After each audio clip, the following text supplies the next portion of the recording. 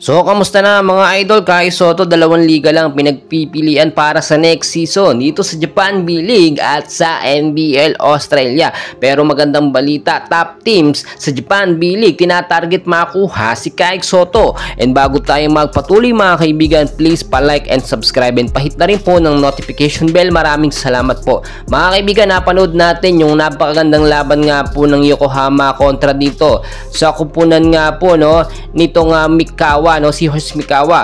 At so far maganda yung performance si Kai Sotto, pero napigilan nitong si Coach Aoki Taketo yung magkaroon si Kai Sotto ng mahabang minuto. So first half, second half, nakita natin tuloy-tuloy consistent play si Kai Sotto. Double-double pa nga po si Kai with 11 points, 11 rebounds, 2 assists at isang block. 22 minutes of playing time po yan mga kaibigan. Tulad ng ating sinasabi ay malabo na pong pumirma ng kontrata or maglaro muli next season itong si Kai Sotto dito sa Yokohama B Corsair.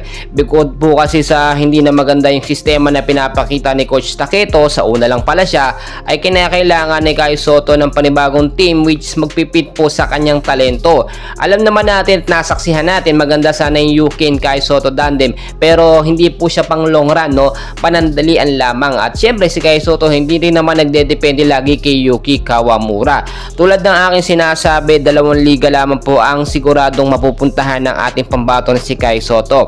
Unahin na po natin itong NBL Australia na nagbigay ng simpatsya or interest na muling kuhanin si Kai Sotto, pero hindi na po yan sa kupunan ng Adelaide 36ers. Sa ibang kupunan na yan. So maganda rin yung tsansa dahil mas mataas na liga naman itong NBL Australia kung ikukumpara dito sa Japan B-League. Samantalang dito naman sa B-League ay nagbigay din ng interest or may interest ang top teams para makuha si Kai Sotto. Sayang po kasi yung performance at galing ni Kai Sotto kung dito lang siya maglalaro sa Yokohama.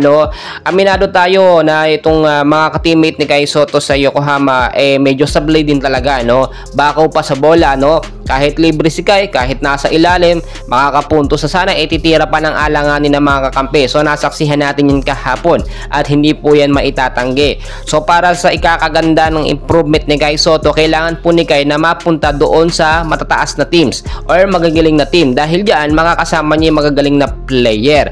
So para sa akin mga kaibigan, mas maganda na kung saan si Kai Sotto mag-i-improve at mas magagamit ay doon siya na liga maglaro. Pero opportunity na rin kung sakali talaga dito sa NBL Australia, hindi sa Adelaide at hindi si Coach CJ Bruton ang hahawak kay Kai, di so far maganda yan. Okay po yan para sa akin mga kaibigan.